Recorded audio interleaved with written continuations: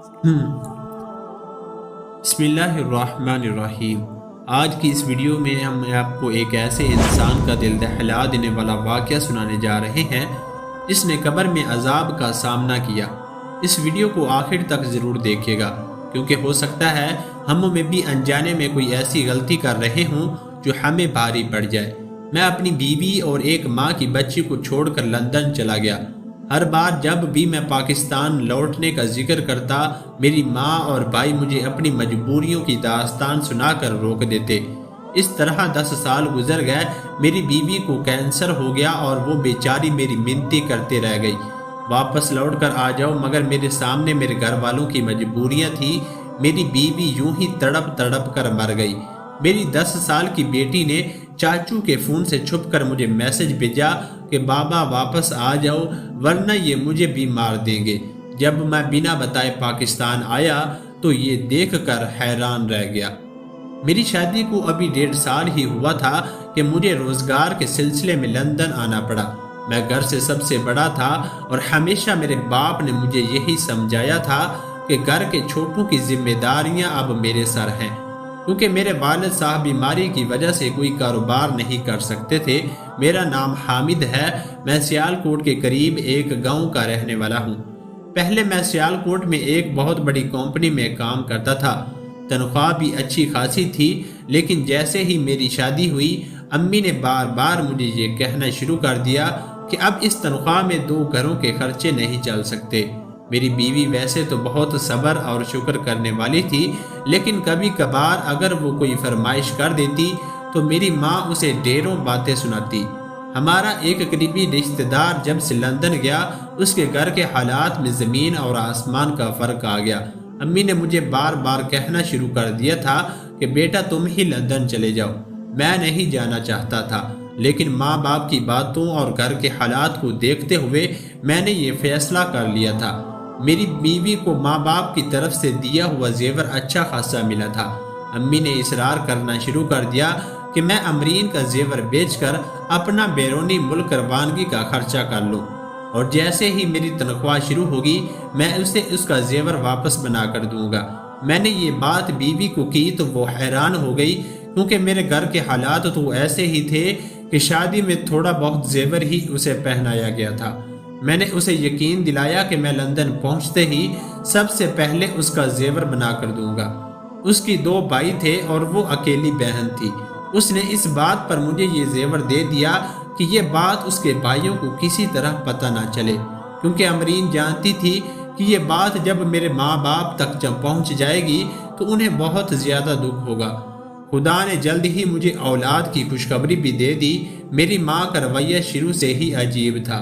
وہ میرے منہ پر تو امرین کا بہت خیال رکھتی تھی، حمل کے باوجود گھر میں کھانا بنانے کی ذمہ داری امرین پر ہی تھی۔ اکثر اس کی طبیعت خراب ہو جاتی تو ڈاکٹر مجھے سختی سے کہتے کہ اسے اس وقت آرام اور سکون کی ضرورت ہے، اور میں نے کئی ماہ پہلے اس سیالکوٹ کی کمپنی کو ریزائن دے دیا۔ امرین جب بھی مجھے کسی چیز کو لانے کا کہتی تو امی پریشان ہو جاتی، اور جب میں امی سے کچھ پیسے مانگنے جاتا تو مجھے گھر کے اخراجات کی لمبی فہرست دکھا دیتی، اور ساتھ ہی یہ کہتی کہ تم نے نوکری چھوڑنے میں جلد بازی کر دی۔ جب میرے ساتھ سسر کو ان حالات کا اندازہ ہوا تو انہوں نے اپنی حیثیت کے مطابق بیٹی کو خرچہ پانی دینا شروع کر دیا۔ امرین مجھ سے ناراض رہنے لگی تھی۔ میرے 3 بہنیں تھیں۔ گھر کا سارا کام تقریباً امرین کے کندھوں پر ہی تھا، کیونکہ امی کا کہنا تھا بہن بہت چھوٹی ہیں اور سب گھروں میں ہمیشہ چھوٹی ننندوں کی ذمہ داری بہو کی ہوتی ہے۔ میری ماں ماشاءاللہ خود بھی صحت مند تھی۔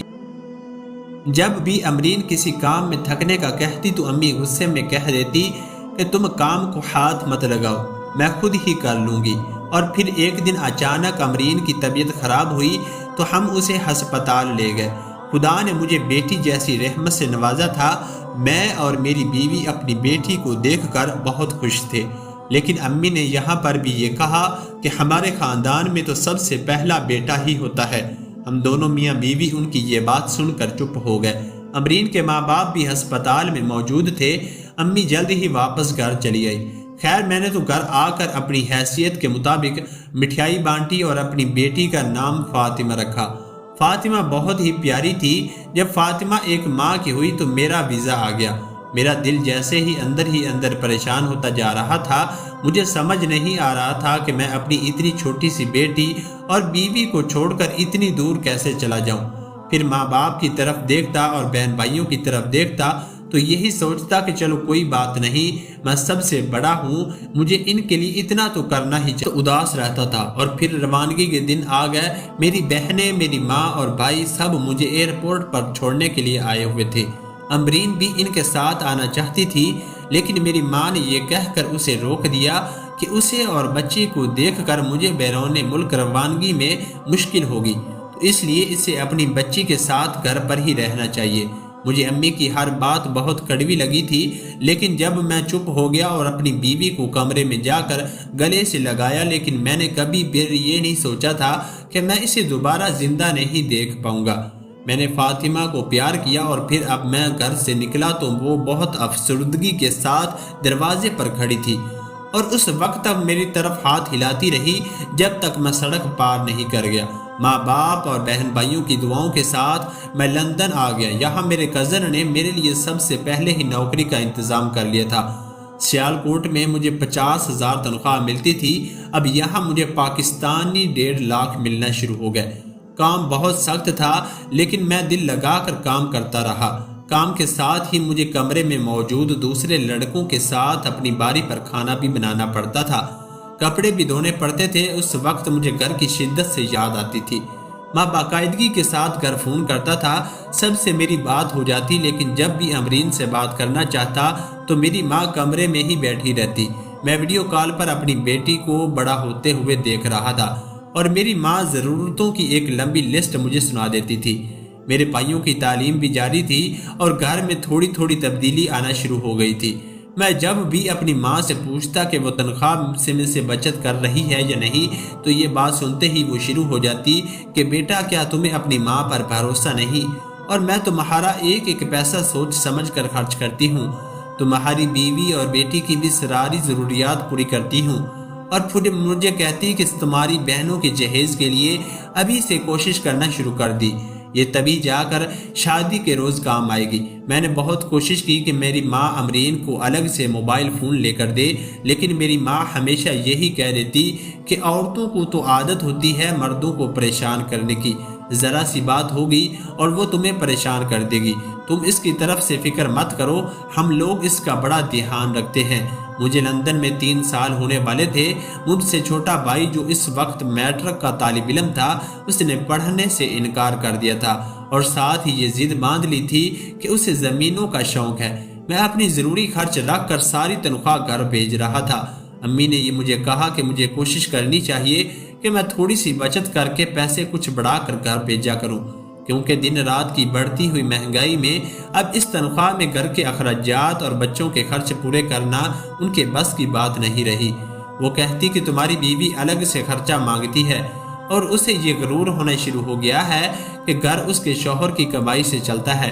تم اپنی بیوی پر ذرا سی سختی کرو اور اسے احساس دلاؤ کہ یہ تمہارا احسان نہیں بلکہ تمہارا فرض ہے۔ کئی بار میں امی کی بتائی ہوئی باتوں کی وجہ سے امرین سے لڑ پڑتا اور پھر کئی روز اس سے بات نہیں کرتا۔ میری بیٹی مجھے فون پر ہی دیکھتی تھی۔ کئی بار ایسا ہوتا کہ یہ امرین سو رہی ہوتی اور میں فون بند کر دیتا۔ میری ماں کا کہنا تھا کہ وہ اپنے گھر کا کام بھی نہیں کرتی بلکہ سارا کام میری بہنیں کر لیتی ہیں۔ میں ان کی باتیں سن کر غصہ پالتا رہا۔ مجھے یقین نہیں ہو رہا تھا کہ امرین اتنی زیادہ بدل سکتی ہے۔ امرین اپنے مائکے چلی گئی تو اس بات پر امی سے ناراض ہو جاتا کہ انہوں نے میری اجازت کے بغیر اسے مائکے کیوں جانے دیا، اور جب میں اس کے بھائی کے کال کرنے کی بات کرتا تو امی مجھے اپنی قسم دے دیتی اور کہتی کہ بیٹا تم اسے وہاں پریشان مت کرو، ورنہ تمہارے سسرال والے کیا سوچیں گے کہ ہم نے ان کی بیٹی کو اتنا تنگ رکھا ہوا ہے۔ میں اپنی بیوی کو بیزار ہونے لگا اور دن رات کی محنت نے مجھے چڑچڑا اور بد مزاج بھی بنا دیا تھا۔ میں نے اب کم سے کم پیسوں میں گزارا کرنا شروع کر دیا۔ مجھے لگتا تھا میرے پیسوں میں امی بچت کر کے جمع کر رہی ہے اور کچھ ہی سالوں میں اتنا جمع ہو جائے گا میں لندن چھوڑ کر واپس پاکستان چلا جاؤں گا اور وہاں جا کر کوئی مناسب سا کاروبار کروں گا۔ 4 سال بعد جب یہ بات میں نے اپنی ماں سے کی، تو وہ حیرت سے کہنے لگی بیٹا فی الحال تو صرف تمہارے بھائیوں کی تعلیم اور تمہارے باپ کا علاج ہی پورا ہو رہا، پھر تمہاری تمام دوست مجھے بڑا سمجھاتے کہ مجھے اپنے گھر والوں پر اتنا بھروسہ نہیں کرنا چاہیے، لیکن میں نے شروع سے ہی امی اور ابا کے سامنے کبھی زبان نہیں کھولی تھی اور ان کی بات میرے لیے پتھر پر لکیر جیسی تھی۔ خیر میں نے اس سے بہتر نوکری ڈھونڈ لی، یہاں پر میری تنخواہ 2 لاکھ کے قریب تھی۔ میرے دوست تنخواہ ملنے کے بعد اچھے اچھے ہوٹلوں میں کھانا کھانے کے لیے چلے جاتے اور میں زیادہ تر وقت اپنے کمرے پر گزارتا۔ امرین نے اپنے بھائی سے کہہ کر الگ سے موبائل لے لیا۔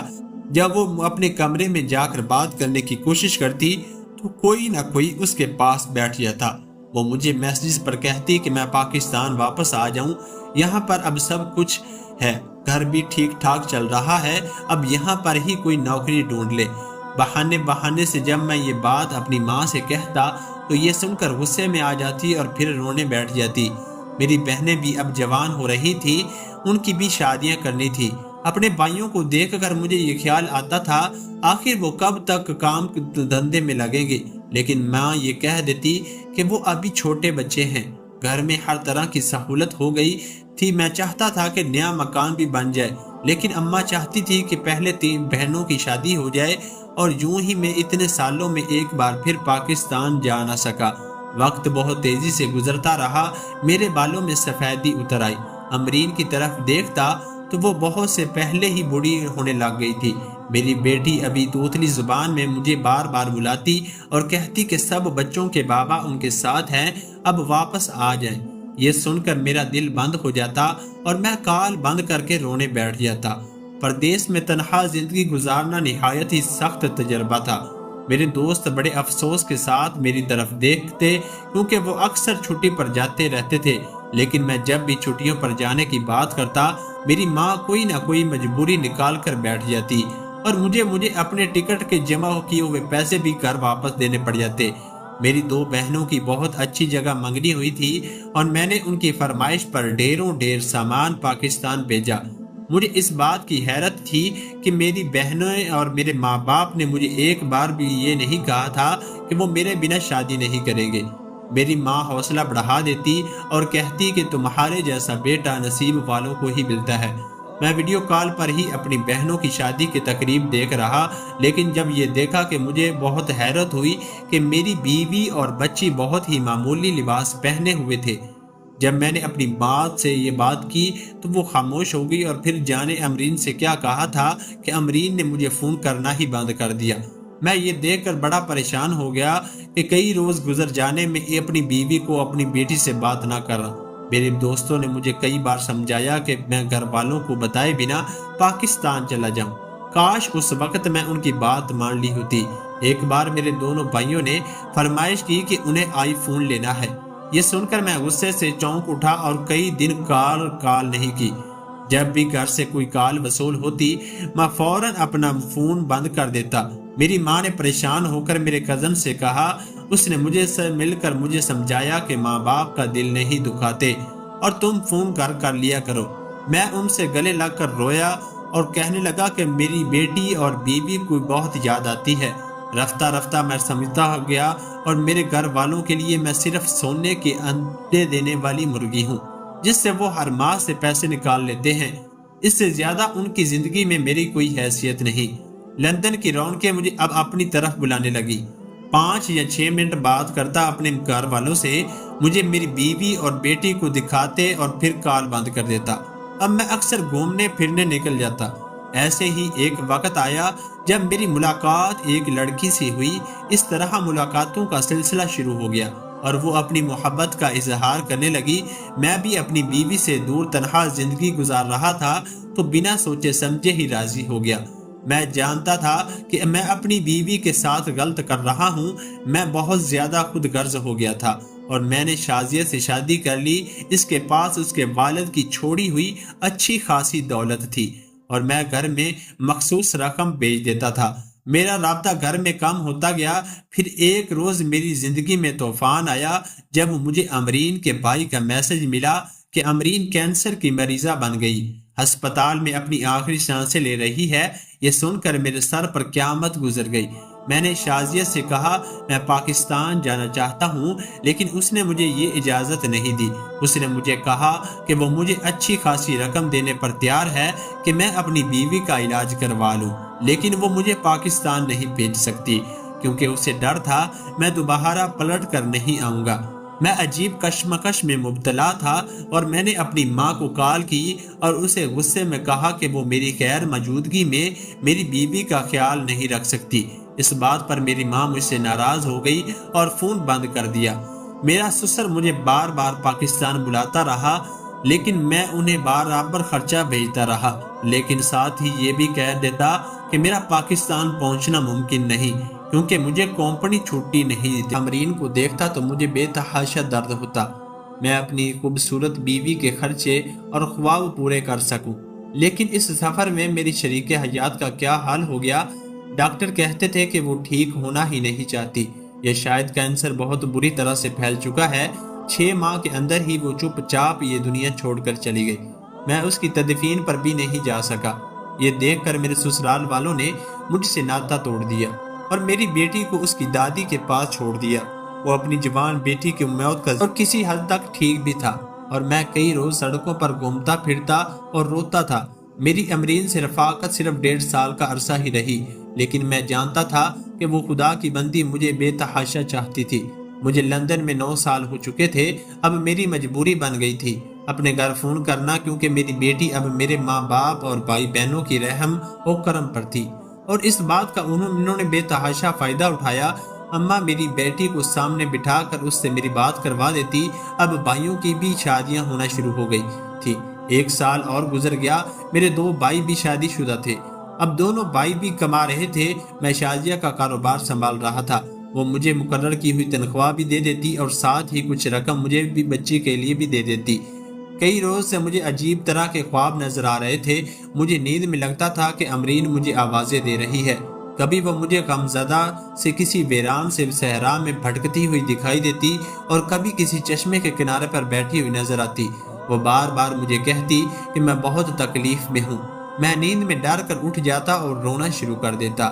شازیہ بھی میری حالت دیکھ کر پریشان ہو جاتی۔ خوابوں کا یہ سلسلہ کئی روز تک جاری رہا اور میری حالت دن بدن بگڑتی چلی گئی۔ ایک روز شازیہ مجھے کہنے لگی، مجھے لگتا ہے امرین تمہیں کچھ بتانے کی کوشش کر رہی ہے، تم ایسا کرو کہ بتائے بنا پاکستان چلے جاؤ اور دیکھو کیا معاملہ ہے۔ میں شازیہ کی یہ بات سن کر حیران ہو گیا، کیونکہ اس نے امرین کی بیماری میں بھی مجھے پاکستان نہیں جانے دیا تھا، لیکن اب بات جب میری اولاد کی ہوئی تو اس نے مجھے فوراً اجازت دے دی۔ شادی کے 4 سال بعد خدا نے شازیہ کو بھی ماں کا رتبہ دیا تھا۔ شاید اسی وجہ سے اس کی فطرت میں اتنی نرمی پیدا ہو گئی، یا شاید وہ مجھے کھونا نہیں چاہتی تھی۔ میں فوراً پاکستان کے لیے روانہ ہو گیا۔ 10 سال بعد جب میں گاؤں پہنچا تو ہر طرف تبدیلی ہی تبدیلی آ چکی تھی۔ میں گاؤں کو حیرت سے دیکھتا ہوا جب اپنے گھر پہنچا تو مجھے پڑوسی نے بتایا کہ میرے گھر والے تو کب کا یہ گھر بیچ کر راول پنڈی شفٹ ہو چکے ہیں۔ میں حیران ہو گیا، انہوں نے مجھے بتانا بھی پسند نہیں کیا۔ میں پتہ پوچھتا ہوا جب اپنے والدین کے نئے گھر پہنچا تو یہ دیکھ کر حیران ہوا کہ خاصا قیمتی اور شاندار گھر بنا ہوا ہے اور 2 خوبصورت گاڑیاں بھی کھڑی تھی۔ پردیس نے گزارے 10 سال میں مجھے بوڑھا کر دیا تھا۔ اب میں ایک تھکا ہارا مرد بن چکا تھا۔ جب دروازے تک پہنچا وہ کوئی کمزور سی بچی تھی جس کے چہرے پر ایک طرف زخم کا نشان تھا۔ وہ بچی کچھ دیر تو حیرت سے میری طرف دیکھتی رہی اور پھر ایک دم مجھے پہچان کر مجھ سے لپک گئی۔ اسے دیکھ کر مجھے بھی لگا کہ یہ میری ہی بیٹی ہے۔ میں تڑپ اٹھا۔ وہ کمزور اور لاغر سی بچی جس کے چہرے کو کسی چیز سے بری طرح جلایا گیا تھا کوئی اور نہیں بلکہ میری بیٹی فاطمہ تھی، جو پچھلے 10 سالوں سے پردیس میں مصیبتیں اٹھاتا رہا۔ میری سگی اولاد میں میری رشتہ داروں کے گھر میں اس حال میں موجود تھی۔ ہم دونوں باپ بیٹی ایک دوسرے کے گلے لگ کر رو رہے تھے۔ تھوڑی دیر میں ایک عورت چمک دمک والی کپڑے پہنے ہوئے چیختے چلاتی ہوئی آئی۔ اس نے فاطمہ کو بازو سے پکڑا، جھٹکتے ہوئے مجھ سے دور کرنا چاہا اور بڑی بدتمیزی سے مجھ سے پوچھنے لگی کہ کون ہو تم اور اس کو گلے لگا کر کس کا سوگ منا رہے ہو؟ میں یہ سن کر بری طرح سے تب گیا اور میں اماں ابا اور اپنے بھائیوں کو پکارتا ہوا گھر کے اندر داخل ہو گیا۔ وہ عورت مجھے روکتی رہی ہوئی میرے پیچھے آ گئی۔ اس وقت کھانا کھایا جا رہا تھا۔ سب حیرت سے مجھے دیکھتے ہوئے میرے ہاتھ میں فاطمہ کا ہاتھ دیکھ کر پریشان ہو گئے۔ سب سے پہلے اماں کو خیال آیا اور ماسا انداز سے روتے ہوئے میرے گلے لگ گئی، پھر ابا اور بھائی بھی باری باری سے میرے گلے لگے۔ میں ان سب کو کھڑا ہو کر غور سے دیکھتا ہوا، اماں نے غیر محسوس انداز میں فاطمہ کا ہاتھ میرے ہاتھ سے چھڑوانا چاہا، لیکن میں نے سختی سے ان کے ہاتھ کو جھٹک دیا۔ فاطمہ خوفزدہ سے سمٹی کھڑی تھی۔ وہ عورت جو بدتمیزی کرتے ہوئے گھر سے باہر آئی تھی وہ میرے بھائی کی بیوی تھی۔ میں نے سختی سے اپنی ماں کی طرف دیکھتے ہوئے پوچھا کہ میری بے یتیم بچی کی یہ حالت کس نے کی؟ اس کا چہرہ کس نے جلایا؟ تو اماں نے اپنے سینے پر 2 تھپڑ مارے اور کہنے لگی، بیٹا تجھے کیا ہم جلاد لگتے ہیں؟ بچی بے شرارت کرتی ہے، ملازمہ کھانا بنا رہی تھی، یہ کچن میں چلی گئی۔ اس کے ہاتھ میں توا تھا، شاید وہ اتار کر نیچے رکھ رہی تھی، یہ ایک دم وہاں پہنچی اور اس کا چہرہ جل گیا۔ مجھے اس کی کسی بھی بات پر یقین نہیں آ رہا تھا، کیونکہ چند دن پہلے فاطمہ نے اپنے چاچو کے فون سے میسج کیا تھا کہ بابا اب واپس آ جاؤ ورنہ یہ میری ماں کی طرح مجھے بھی مار دیں گے۔ اس لیے میں نے فاطمہ کو سامنے کرتے ہوئے پوچھا، فاطمہ بیٹا تم بتاؤ تمہیں کس نے جلایا؟ فاطمہ نے ڈرتے ڈرتے اپنی چاچی کی طرف اشارہ کر دیا تو میرے اندر دبا ہوا برسوں کا لاوا پھوٹ پڑا اور میں پوری طرح چیخنے چلانے لگا۔ میں نے اپنی اماں اور ابا سے سوال کیا، آپ کی سگی اولاد نہیں ہوں؟ میں برسوں تک آپ کے لیے اپنے ملک سے دور پردیس کی سختی کاٹتا رہا اور پیچھے میری بیوی لا علاج ہو کر مر گئی۔ میں جب بھی واپس آنا چاہتا تھا مجھے روک دیا جاتا تھا۔ اب بھی مجھے کچھ معلوم نہ ہوتا اگر فاطمہ چپ کر اپنے چاچو کے فون سے میرے نمبر پر میسج نہ کرتی۔ وہ تو شکر ہے میری دوسری بیوی نے وہ میسج مجھے پہنچا دیا۔ اگر اس کا دل بھی تم لوگوں کی طرح سخت ہو جاتا تو شاید اپنی ماں کی طرح میری بیٹی فاطمہ بھی کسی روز تمہارے ظلم کا نشانہ بن کر اس دنیا سے چلی جاتی۔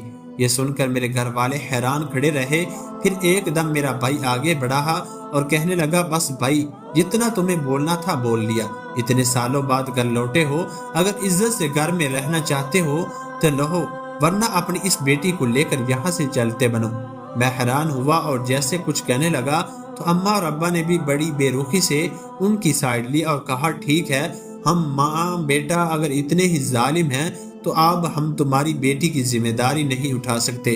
تم اپنی بیٹی کو اپنے ساتھ لے جاؤ، جب تمہیں دوسری شادی کر چکے ہو تو تمہاری بیٹی کو تمہاری دوسری بیوی ہی پال سکتی ہے۔ ہم نے کوئی ٹھیکہ نہیں لیا کہ تمہاری ذمہ داری پوری کرے۔ میں حیرت سے اپنی پاؤں پر کیسے کھڑا تھا کہ صرف میں ہی جانتا تھا۔ برسوں بعد وطن لوٹا، ایک لمبی مسافت طے کر کے، لیکن گھر بھی بدل چکا تھا اور گھر والے بھی۔